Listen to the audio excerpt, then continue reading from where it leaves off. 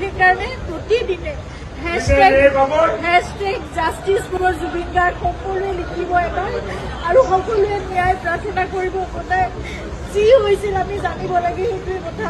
আজিলৈকে জনা নাই কি হ'ল, 22টা দিন পাৰ হ'ল, আজিলৈকে আমি নাজানো কি ঘটনা ঘটি গ'ল।